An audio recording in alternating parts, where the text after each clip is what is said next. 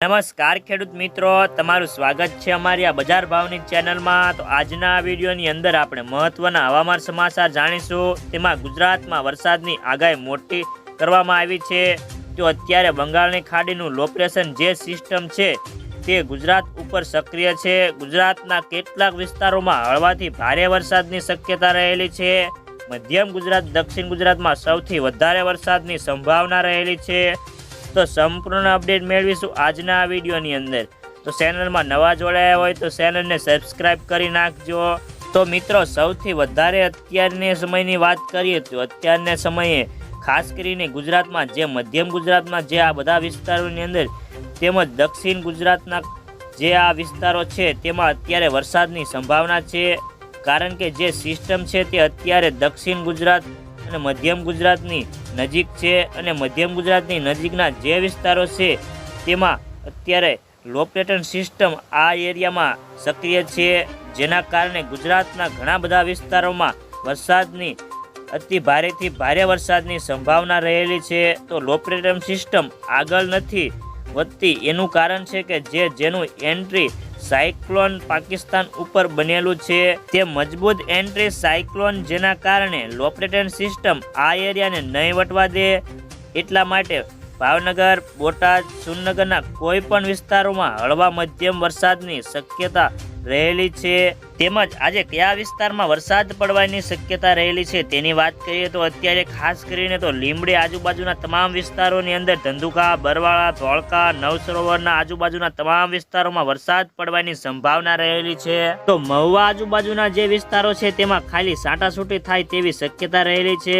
તો મધ્યમ ગુજરાતના જે વિસ્તારો છે તેમાં છોટાઉદેપુર તેમજ દક્ષિણ ગુજરાતમાં વાત કરીએ તો ભરૂચ, નર્મદા, ડેડિયાપાડા, ઉમરપાડા તેમજ આજુબાજુના તમામ વિસ્તારોમાં હળવા ઝાપટા પડવાની શક્યતા રહેલી છે। દક્ષિણ ગુજરાતના જે સૌથી વધારે વરસાદની સંભાવના છે તે વાસંગા તેમજ સુરત, બારડોલી, તાપી, નવસારી આજુબાજુના તમામ વિસ્તારોની અંદર તેમજ બીલીમોરા, સાતુતારા, ડાંગ, ભવનાથ, વલસાડ આજુબાજુના તમામ વિસ્તારોની તેમજ વાપી, ખાડોલી, કપરાડા, વાની જે આ બધા વિસ્તારોની અંદર તેમજ દમણ, દાદરા નગર હવેલી સુધીના તમામ વિસ્તારોની અંદર વરસાદની અત્યારે સંભાવના રહેલી છે।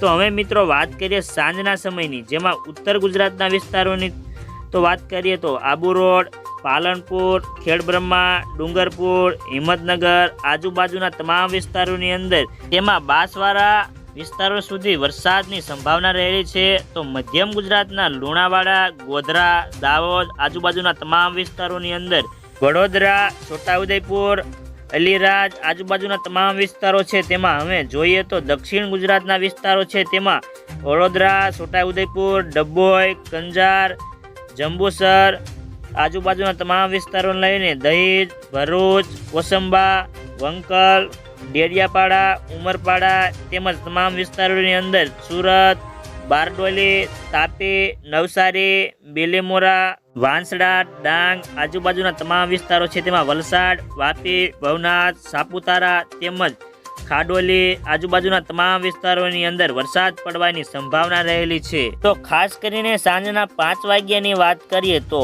જેમાં ડીસા, આટસણ, પાલનપુર, અંબાજી, આબુ રોડ, પાટણ, રોડા, સિદ્ધપુર, ખેડબ્રહ્મા, ઈડર આજુબાજુના તમામ વિસ્તારો છે તેમાં ભારેથી અતિ ભારે વરસાદની સંભાવના રહેલી છે।